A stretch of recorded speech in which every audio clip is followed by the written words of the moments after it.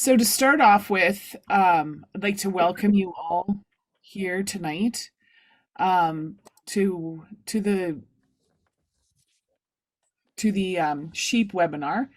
You can see here, this is a picture of the flocks that were at the provincial sheep show this past year. So just a little bit of interest for some of you kids that have a lot of the sheep projects.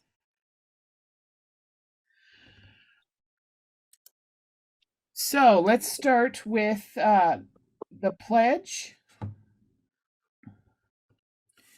And if you guys want to stand and unmute, we're going to say the pledge together.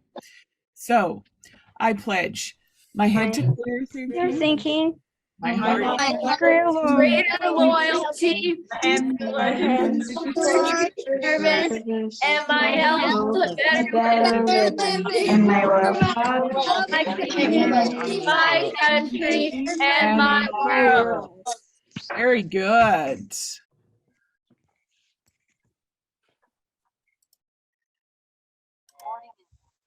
All right. Well, before we begin, I want to say a special thank you to Alex, who you'll see in the video, and also to Arlene, who is the video technician, and she puts these together for us, and the ShAC Committee to keep thinking of these amazing videos for our 4-H members to keep learning from. We also have our sponsors to express our sincerest appreciation to that fund us at a provincial level. Our Diamond Clover sponsor, the Alberta government, and our Emerald Clover sponsor, Alberta Recycling, Eltalink, ATB, Calgary Stampede Foundation, CPA, Chartered Professional Accountants, and UFA. Our Silver Clover sponsors, Brant, Cargill, Bronze Clover, PV Mart, and White Clover, Alberta Lamb Producers. So we would like to thank them for their support tonight. What we're going to do now is I have to set up for the video.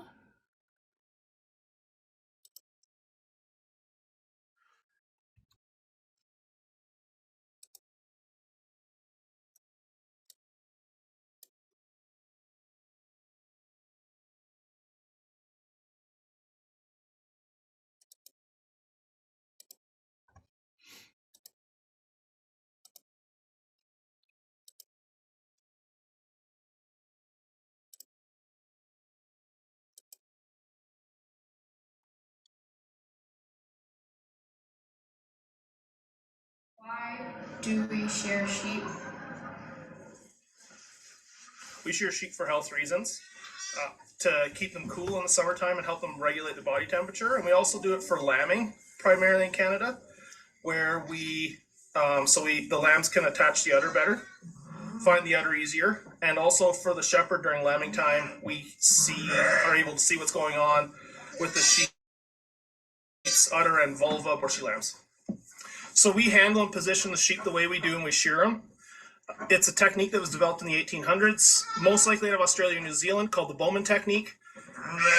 The same pattern and technique has been around since then. It's been modified slightly since then. But the reason the sheep sit so well when we do it is when we start shearing the belly, they sit on their tail, just above their tail head actually. And once their feet are off the ground and they don't feel like their feet can touch the ground, they don't move. And if you watch us as we work through the different positionings in the sheep, we try to keep their feet off the ground. And the reason we do that is so they don't feel like they can get up. And if they don't feel like they can get up, they don't.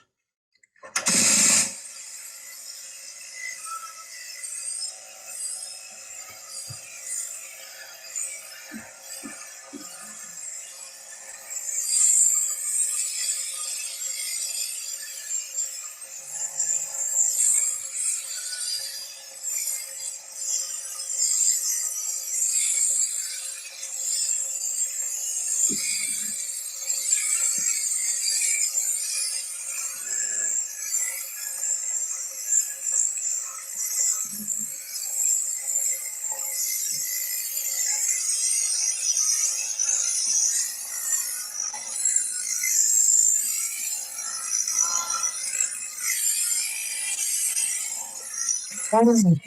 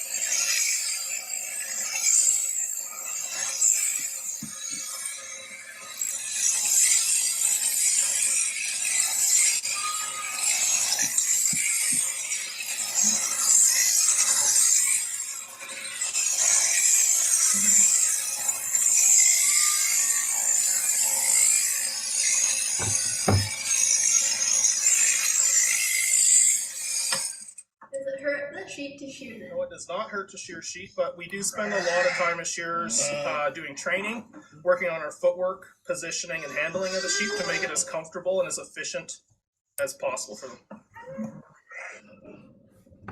What is crutching?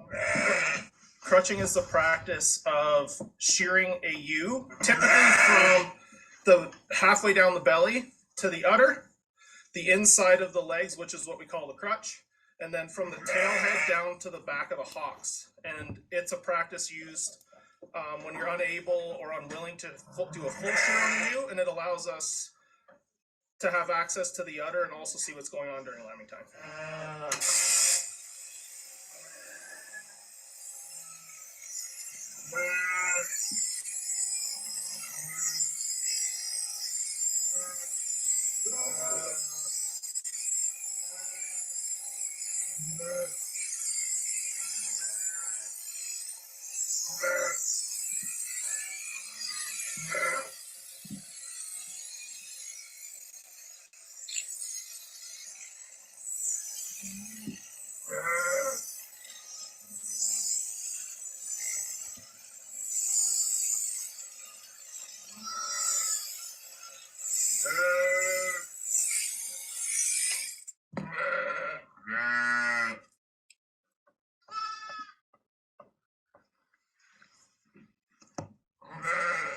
Often should we shear sheep?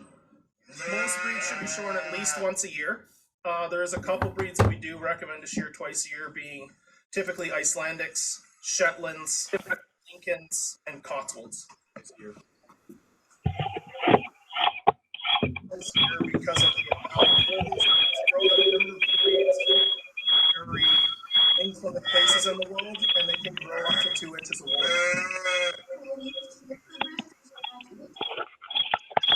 Short answer is no. Long answer is for show sheep, after they've been shorn, we do use cattle clippers to get the lines out. A normal cattle blade like this is like an AU-84 Oster, really narrow teeth.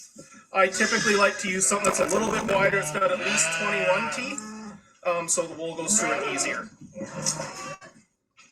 So when we're clipping with cattle clippers, it is easier to clip them, to take the lines out after they've been washed first and dried. Whether that's air dried, like dried outside, or dried with a blower, your choice. Again, we use that left hand quite a bit. Again, she wants to wrinkle her sides up.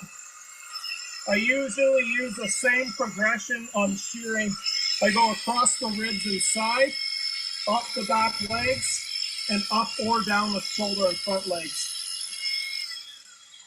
The most important thing when you're clipping or shearing is to make sure your combs and cutters and blades are sharp. You need someone that really knows what they're doing to sharpen those properly. Guys that do cattle blades do really well on the cattle clippers. A sheep shearer is probably the best person to get to sharpen your sheep gear. Any local shearer, most of them are sharpening their own gear, and they can probably sharpen yours for a very nominal fee. What kind of comb do we use? So we typically use like a sheep shearing comb. 13 or 20 tooth combs are pretty common for short sheep. For beginners, I recommend using something that's either called a short bevel, which has to do with the radius of the tips, which is usually a 3 or 4 mil bevel comb.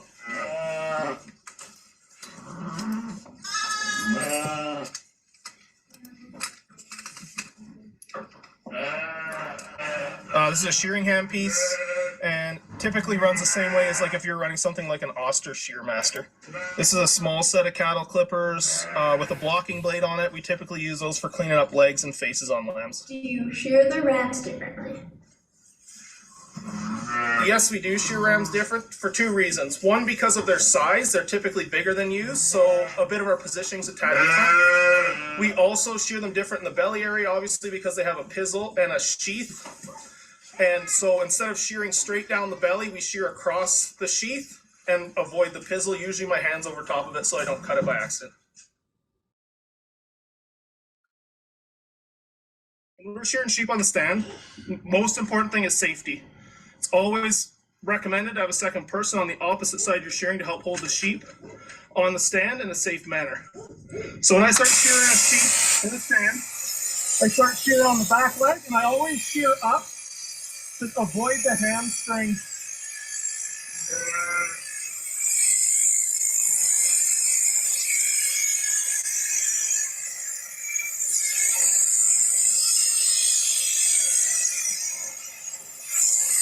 It's always important too to use your left hand sometimes to help keep that skin tight and also to help hold the sheep on the stand.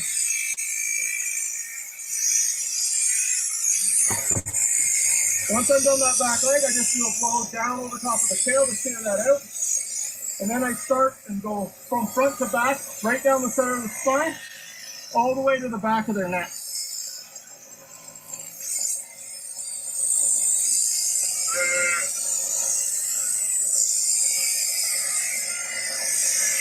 And as I come down the side, I'm going to start using my other hand again to help keep that skin tight, especially when I come down into this flank section.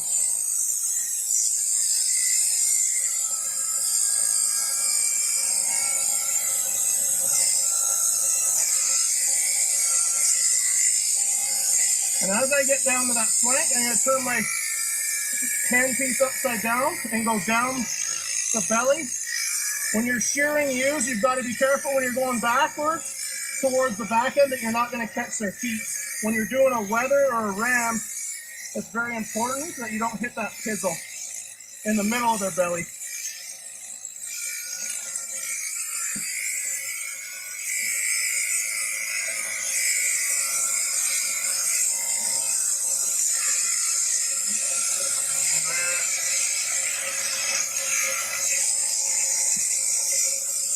Now you can come up or down on the shoulders, depending on how you feel. I typically like to come up on that front leg and shoulder. Again, when I come to that armpit area, I'm going to start using my left hand or my other hand to keep that armpit skin a bit tight, so I'm not getting a wrinkle that I'm going to cut.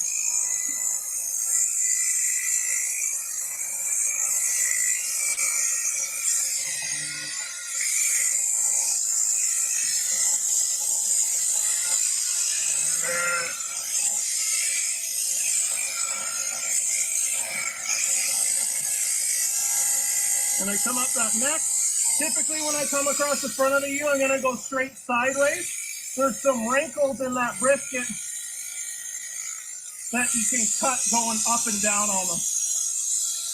Don't jam too tight up into the throat latch. They get kind of cranky when you poke them in the throat.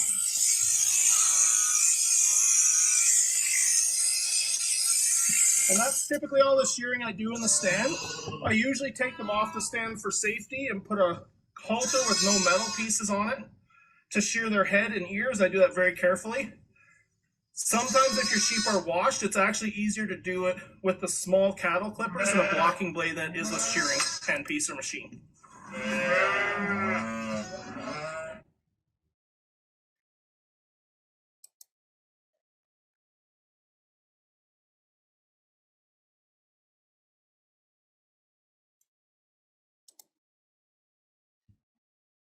All right. So that is the end of the video. Does anybody have any questions right now?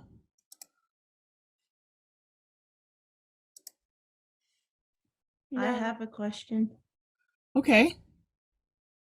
Why would you do it standing up if it's easier to just do that when they're sitting down? I think Alex is on here. He can just unmute and answer those questions. Yeah. So the reason, like, it takes quite a bit of skill in the way we use our feet and our legs to shear sheep when they're laying down. Like, it takes quite a bit of skill. Like, the only reason they stay calm when we shear them laying down is because we keep their feet off the ground, and it takes quite a bit of learning to do that. And so for most 4-H members, it's easier just to do them in a stand, if that makes sense to you. Yes, it does. Perfect. Does anybody have any other questions?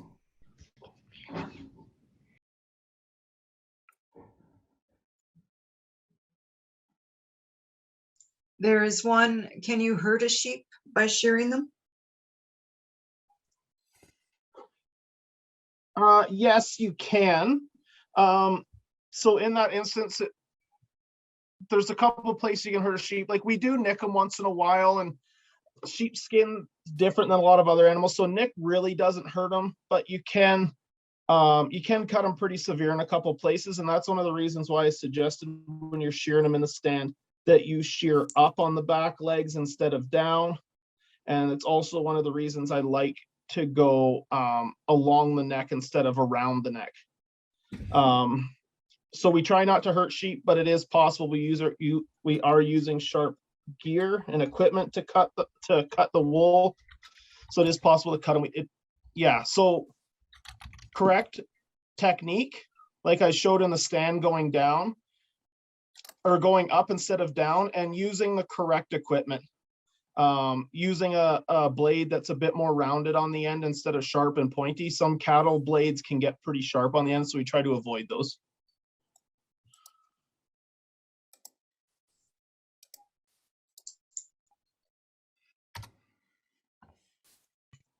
I see Nikki's got a question there about average price a sheep charge or shears to charge.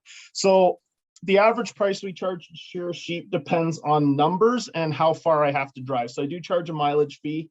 And so sometimes, unfortunately, if you have a handful of sheep and I have to drive 2 hours each way to get to your house, it could be quite expensive. But typically that price ranges from $6 to $8 a head. And my travel fee is usually a flat $150 for most parts of the province and Saskatchewan.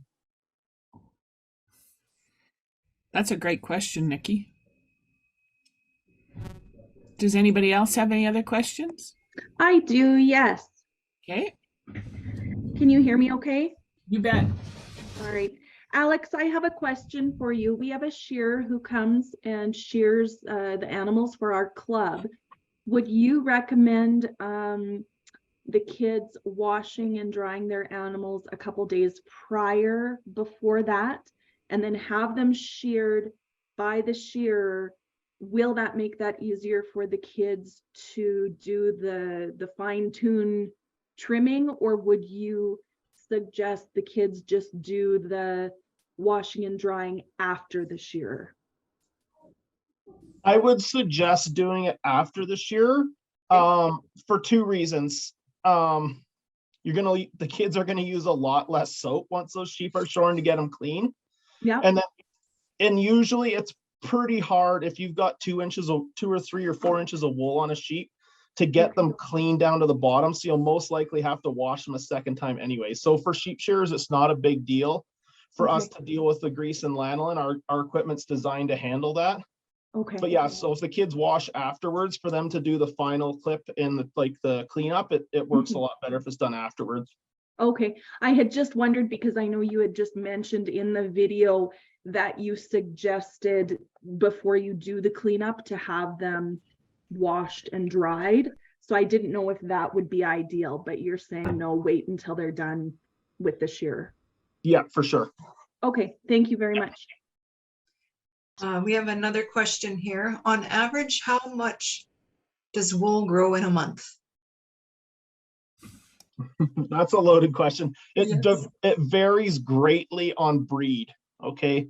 So most typical, what I would call meat breeds, Suffolks, Dorsets, Charolais, Hamps, whatever, the normal, what I call a normal meat breed of sheep, probably half an inch a month, right? So you're going to end up, you know, kind of in that 4 to 6 inches over the 12 months period.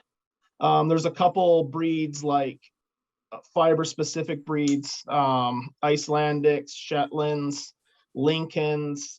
Some of those sheep benefit from being shorn twice a year because their fiber grows so quickly. Like Icelandics, for example, can grow well over an inch of wool a month.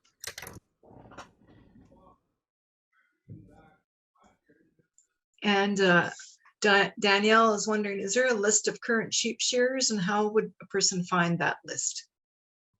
Yeah, so there's a couple places in Alberta you can find a current list of sheep shearers. Alberta Lamb Producers keeps a list of sheep shearers, and so does the Canadian Cooperative Wool Growers under wool.ca. They list the shearers by east and west and by province. Some of those lists aren't up to date, so you might hit some dead ends as far as making some phone calls, but most current shearers are on that list, both with Alberta Lamb Producers and with Canadian Cooperative Wool Growers. And another question is, how big can a ram get? And I suspect the breed might have The breed has a lot to do with that. Probably some of the longest sheep, not necessarily the heaviest, but the longest from nose to back leg toes are going to be something like a Rambouillet and like a Polypay, like a fine wool sheep. They can get quite long. But the heaviest ram I've ever seen in shorn was a Suffolk ram in Manitoba that he was just shy of 500 pounds. Whoa.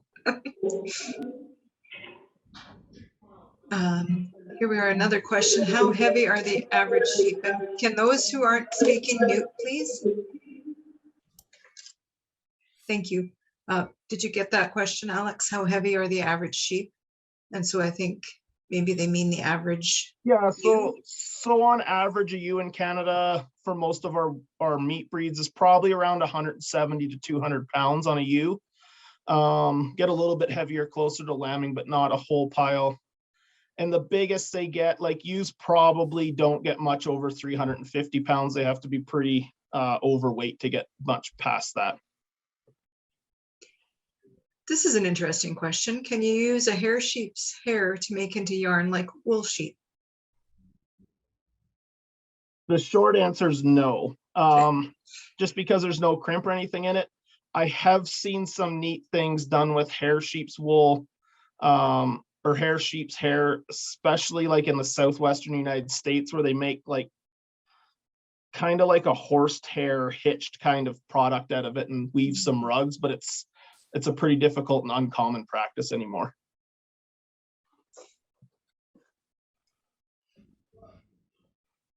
Okay. When or how often do you shear your sheep?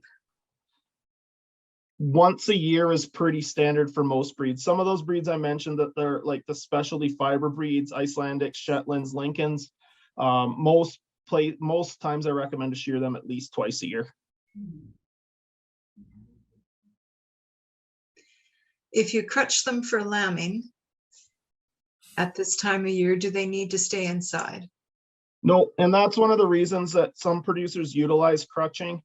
If those ewes are going back outside, we crutch them just again so we can see the udder, the lamb can find the udder, the shepherd can see what's going on when lambing time gets close.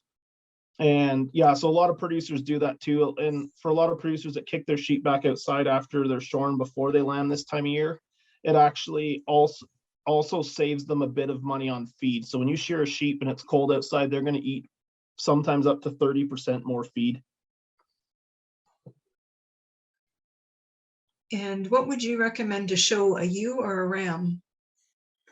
Just remember, we don't have ram projects in 4-H Alberta. Yeah, we don't have ram projects. I would always recommend showing a ewe over a ram. Rams can get quite big and sometimes they can get a tad aggressive. So the only rams we really show in 4-H would be a ram lamb at side, and usually they're going to be a lamb from this year, so they're not going to be overly huge. Right. What age should a 4-H member start shearing? Oh, junior members with good supervision can start shearing. Like when you're 9 or 10 years old and you're doing it on a stand and you have mom and dad or a sheep leader or a senior member, an adult helping you, they can start learning how to do that at a pretty young age, just because there's not much physical strength involved in it when they're on the stand. I think we've answered this, but I think she wants a little more elaboration. How does it help to bathe them before shearing? You don't usually bathe them, or doing the fine tuning? Yeah, so when we're doing the fine tuning, usually we're using a bit like a blade that has less teeth than a 13-tooth shearing comb. So it just helps those wool fibers to be clean from dirt and debris and lanolin. And it just helps them go through those clipper blades a bit better and safer. Here's a really interesting question. How late in a ewe's gestation is it okay to shear a ewe before it might hurt the lambs? For a competent, educated shearer, we can do it the day before or the day of. I've had ewes lamb on the board on me on their due date. Dear. So ideally we like 4 to 6 weeks. One, because then the lambs aren't at full term. The ewe has a little bit. So when a ewe gets late in pregnancy, when we do bend them over a little bit. So like, and you can imagine if you went and ate a whole turkey at Thanksgiving or Christmas dinner and tried to bend over for 2 minutes while someone took your hair off, it's not super comfortable. So from a comfort standpoint, we like 4 to 6 weeks at the latest, but safety wise, it's no harm on the ewe or lamb. We get through them pretty quick, that we can do them right up until the day of. What happens if you don't shear your sheep? A couple things can happen. The wool continues to grow. It will grow forever. So it can get long enough they can step on it and tear it out, and that's not super fun or comfortable for the sheep. They can get a lot of debris, dirt, manure, and things stuck in it. And also certain times of year, last year was a prime example. We were pretty wet early in the season and we ended up with a lot of flies. And we can get something called fly strike, where the flies will actually find a wet, damp spot on the sheep, usually around their tail where the manure starts to build up. And that fly will actually lay eggs, which turns into maggots, and those maggots will start to eat the sheep alive. So moral of the story is shear your sheep. More on the story is shear your sheep at least once a year. Does the breed of sheep matter on how to care for them? For the most part, no. It's pretty much the same, as long like wool sheep are a little bit different than hair sheep, but for the most part, it's all the same. And what do you think is the easiest breed to shear? Oh, something nice and open wool, like a blue-faced Leicester or a Romney, something open wooled and really, we call it hard skin, but they got really tight fitting skin that doesn't wrinkle too much when we shear them. What are your thoughts on shearing in the winter? So the biggest thing when we shear sheep is that we take away all that protection. So we call it hardening up, so that sheep skin will actually thicken back up after shearing. It takes them about 10 to 14 days. And it gets a little bit of lanolin on there to make them waterproof. So the moisture, like rain and snow, are really what bother a sheep. Like we can get sheep get sick after shearing in April and May too. So covers, if you can keep them out of the moisture and have a deep bedding pack, you can shear in the winter and sheep can be fairly safe. But like I did say earlier, ruminants, cows are no different. When they get cold, they eat more. So sheep can eat up to 30% more feed if they're outside in the winter shorn and cold. And a really good question here as well. Would you recommend putting product in their wool at a show, and if so, what products? And just an aside, remember some show rules don't want you putting product in. So it's kind of important that you verse yourself in the rules of that show to see if product is allowed, but go ahead. Alex?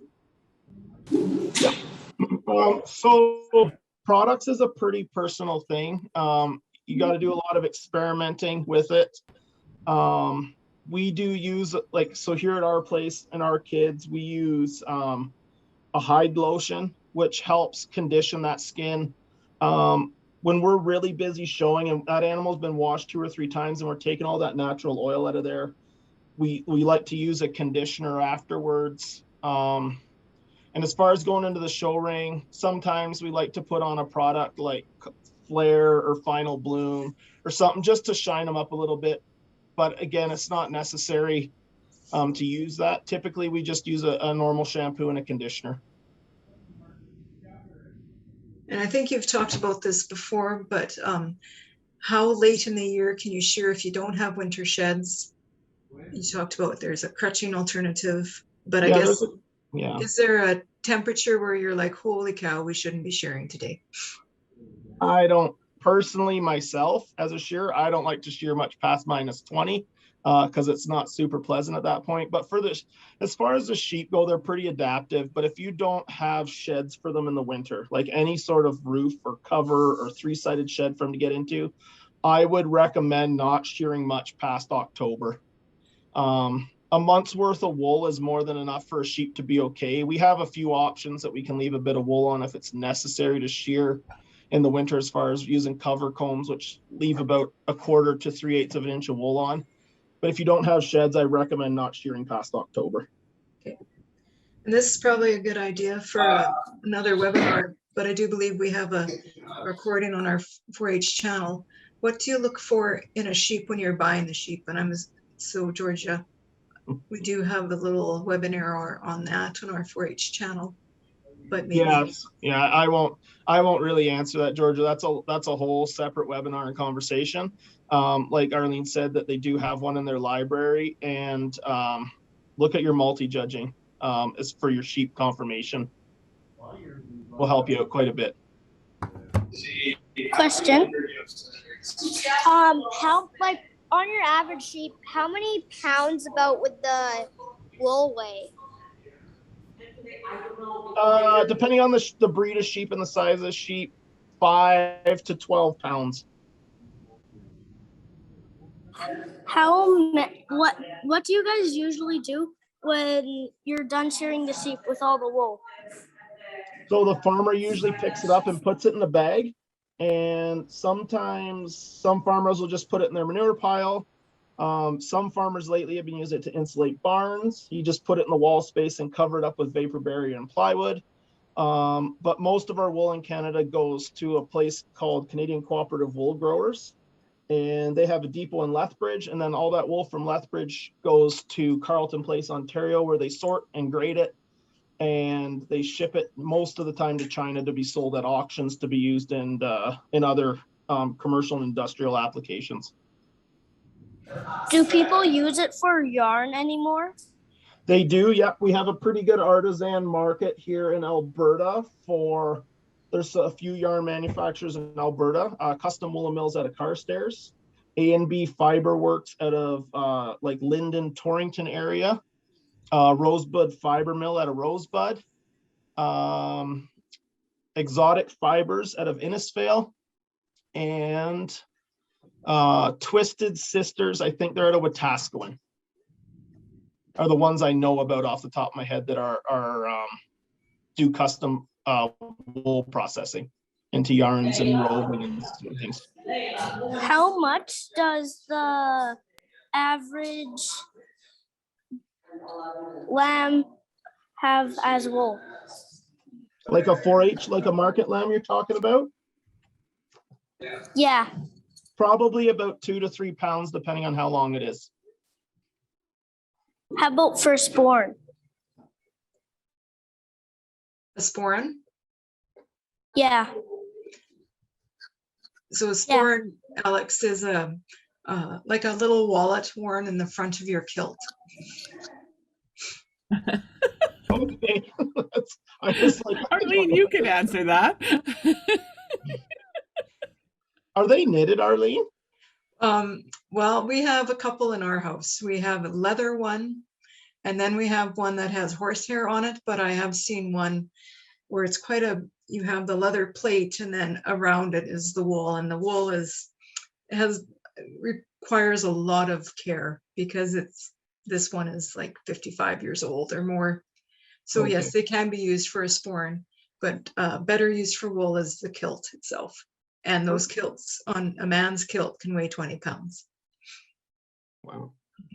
Learn something new every day.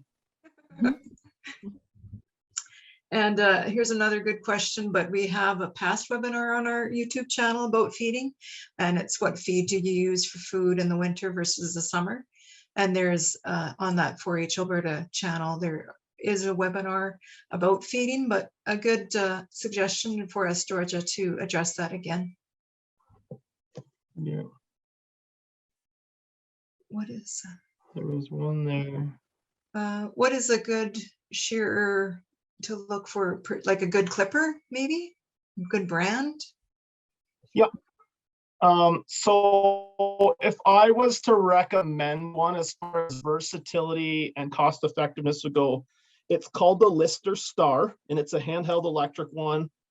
And they make a variety of different blades, cattle clipping blades. They actually even make a 13-tooth shearing blade for that clipper. Make sure if you're looking at it though, they do make one that's a dull one and a sharp one. I would get the dull one. Yeah, if I was to buy one to use, as far as versatility and cost, that's what I would buy. I think the clipper itself is probably around $380 with a set of cattle blades, and I think the sheep blade's probably close to $100. Wool growers, Canadian Cooperative Wool Growers out of Lethbridge would sell that.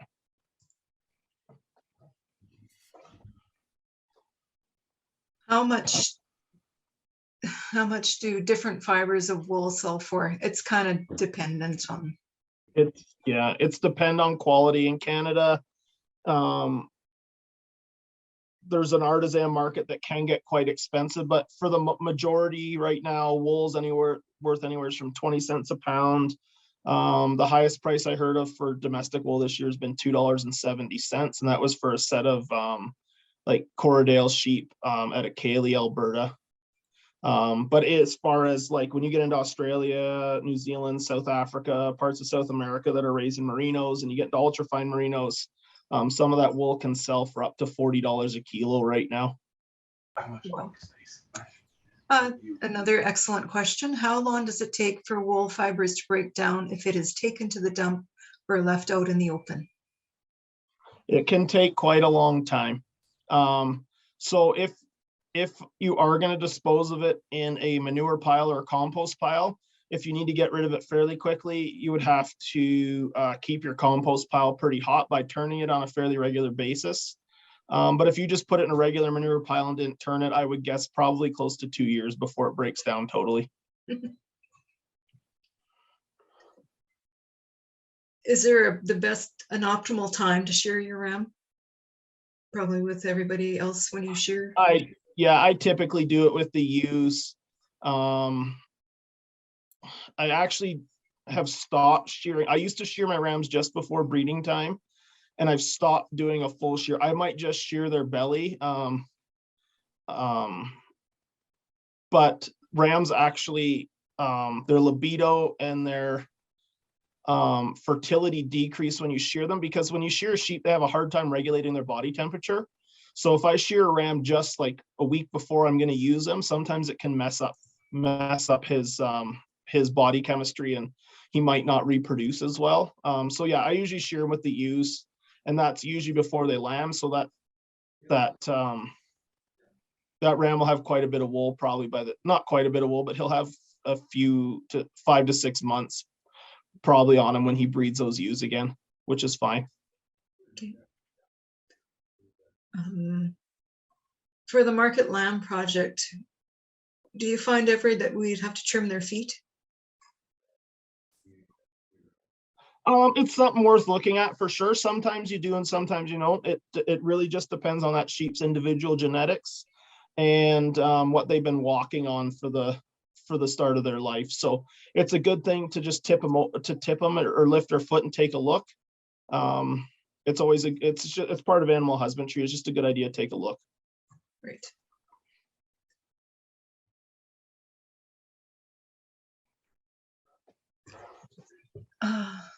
You touched on this a bit when you talked about shearing and gestation, but the crutching, when would you crutch a ewe? Would there be a time that it's too early or too late? Probably the same analogy when you had a full supper. Yeah, exactly. So, you know, kind of 4 to 6 weeks beforehand. I mean, you can crutch. I mean, if you're going to do it 3 or 4 months before, it's not super beneficial. For the simple fact that you're gonna get too much wool growth back there and kind of defeat the purpose of crutching as far as lambing goes. Now, crutching can also be used and is used in certain parts of the world. They call it dagging in some places. Sometimes if you notice when you turn your ewes or your lambs out on fresh grass in the springtime, they can get a little poopy and they can get those manure dags hanging off their wool. So sometimes it's not a bad idea to go in and trim those up just to keep the flies out of there. Yeah. How much bunk space does you need for silage? For silage. So typically if you're feeding silage, you're gonna be what we call an ad lib bunk, which means there's enough feed in there to last all those ewes all like for 24 hours. So like 12 to 18 inches for a mature ewe is what I would recommend for bunk space if you're feeding silage. Now, if you're feeding grain twice a day or feed twice a day, you might have to increase that depending on the size of your sheep. And sometimes it can be up to 28 or 30 inches of bunk space for a ewe, depending on how wide they are.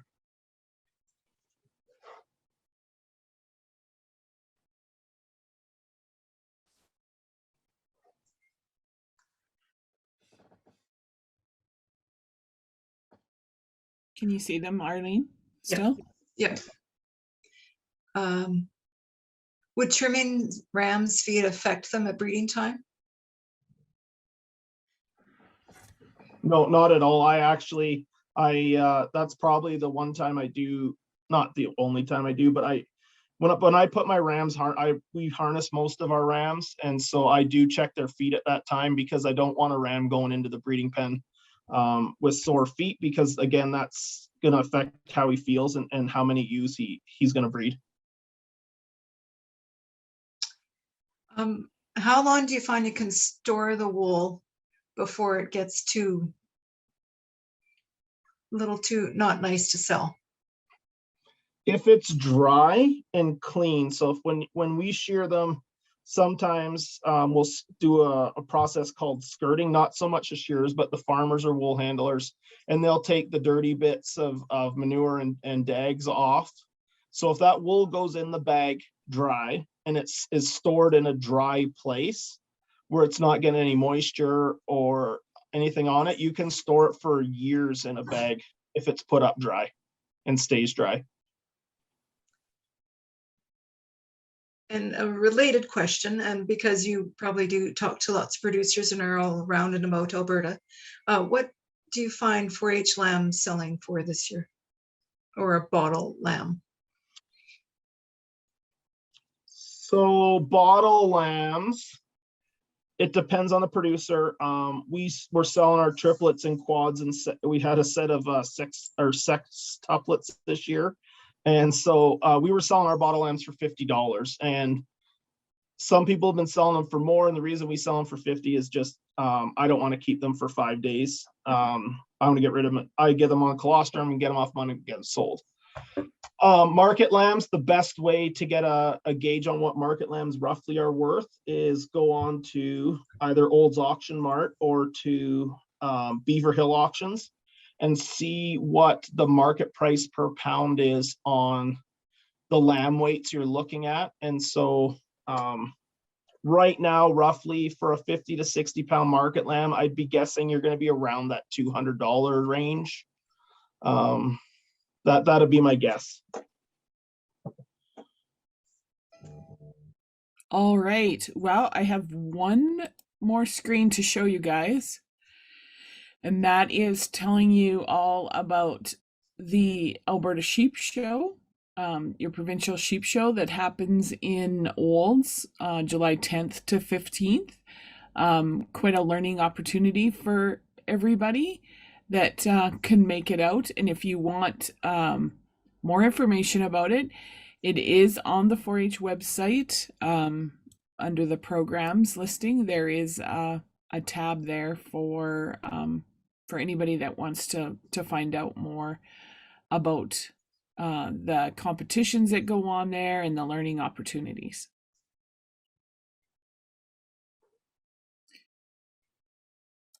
So I think, Arlene, did we get all the questions answered?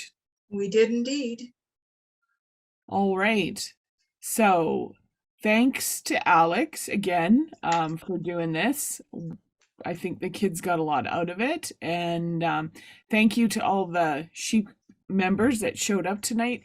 And the ShAC Committee is planning one more. So watch your profiles and social media for information about the next webinar that's the ShAC committee will be having. All right, so good night and have a good weekend.